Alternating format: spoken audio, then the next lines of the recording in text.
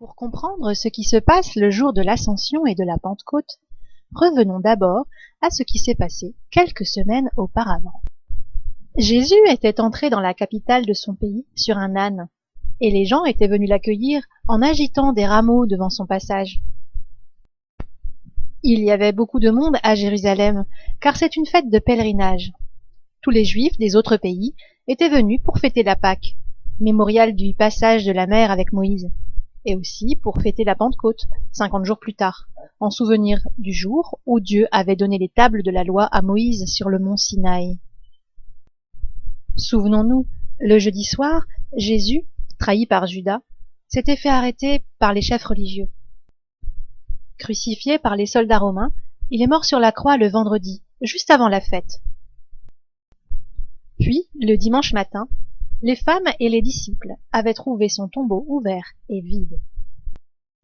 Le soir, les disciples s'étaient enfermés à clé dans leur maison, car ils avaient peur. Mais tout à coup, Jésus lui-même était là, au milieu d'eux, ressuscité. Et c'est là que tout commence. Il leur dit « La paix soit avec vous ». Et puis il souffle sur eux en disant « Recevez l'Esprit Saint et allez dans toutes les nations, faites des disciples et baptisez-les, et apprenez-leur à faire tout ce que je vous ai commandé. Et moi, je serai avec vous tous les jours jusqu'à la fin du monde. » Alors, pendant 40 jours, Jésus va apparaître à ses disciples pour leur expliquer ce qu'il attend d'eux. Il leur dit « Ceux à qui vous remettrez les péchés seront pardonnés. Ceux à qui vous ne les remettrez pas, leurs péchés leur seront maintenus. »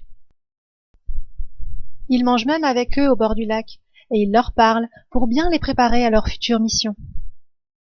Un jour, il leur dit « Je vais envoyer sur vous ce que mon Père a promis. Quant à vous, restez dans la ville et attendez de recevoir la puissance venue d'en haut. » Alors les disciples l'interrogent. « Seigneur, est-ce maintenant que tu vas rétablir le royaume d'Israël ?» Ils n'ont pas encore compris que le royaume de Jésus n'est pas de ce monde. Et Jésus leur redit « Vous allez recevoir une force quand le Saint-Esprit viendra sur vous.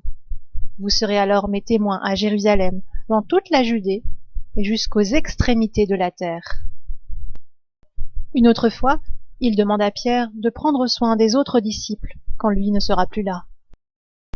Et puis un jour, le 40e jour après sa résurrection, Jésus les emmène dehors.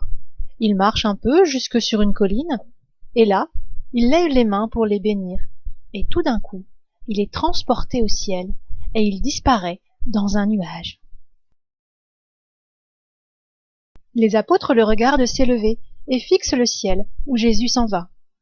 Alors apparaissent 2 hommes en vêtements blancs qui leur disent « Pourquoi restez-vous là à regarder vers le ciel ?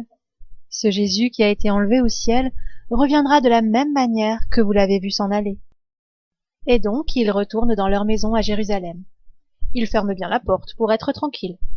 Les 11 apôtres sont là, avec Marie, la mère de Jésus, et d'autres femmes.